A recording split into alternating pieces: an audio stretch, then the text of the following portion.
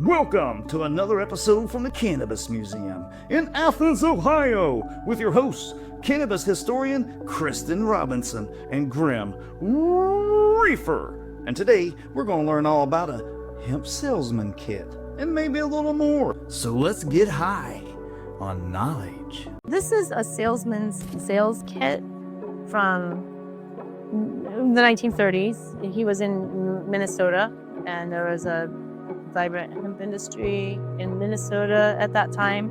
And this was the hemp that they were growing. This is the real hemp from the 1930s. This hemp over here, the grayer colored hemp, is it's what we call dew-retted hemp. It's just been laid out in the field, and the dew kind of helps.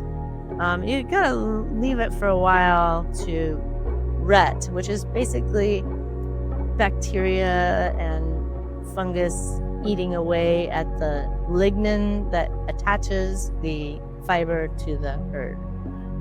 So that, if you try to take the fiber off too early, it won't come off because it sticks to that herd. So this has been dew-retted, and it gives you that grayish color to the fiber, and so it will have that grayish color throughout. And then this up back here is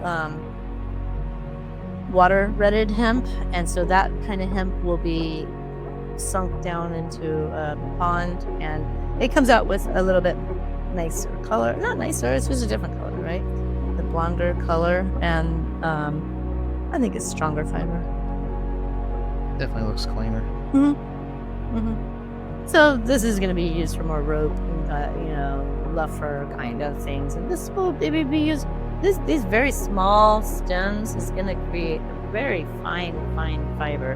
Those thicker stems back there will create a coarser fiber. And then these are all the things that they were making in their factory.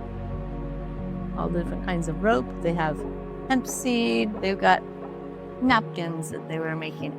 I believe this paper is also hemp paper. This little canister here says hemp flour. Hemp herds ground down and used in the plastic industry. And then different grades of twines and ropes and different colors, different thicknesses. They've got little fabric swatch samples. They're making these little runner because they're showing how you can make rugs.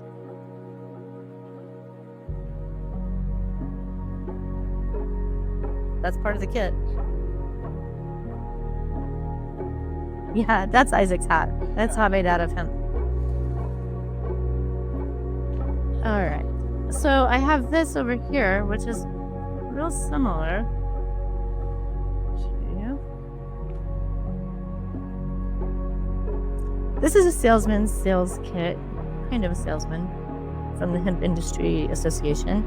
And this was probably from the 80s, maybe the 90s. 2014. But the Hemp Industry Association has been pretty active since like the 80s.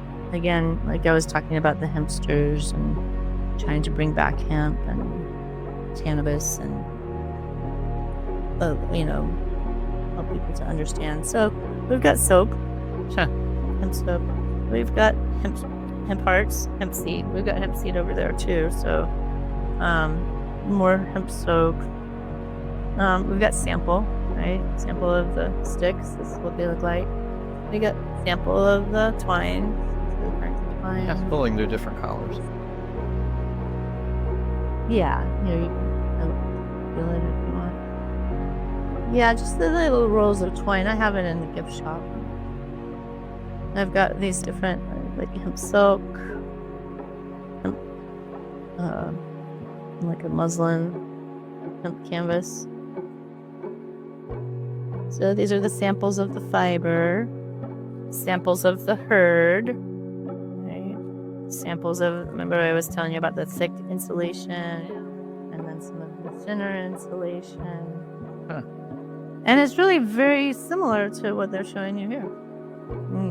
It's what you can do with hemp. It's what you do.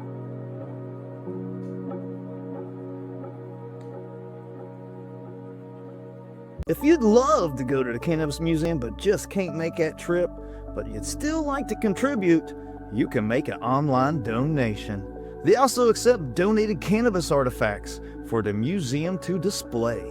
Special thanks to Kristyn, Donnie, and everyone at the Cannabis Museum for their hospitality and allowing us to film our museum tour and educational segments for the channel to help spread the love and information about cannabis. Because it's time we stomp out the stigma.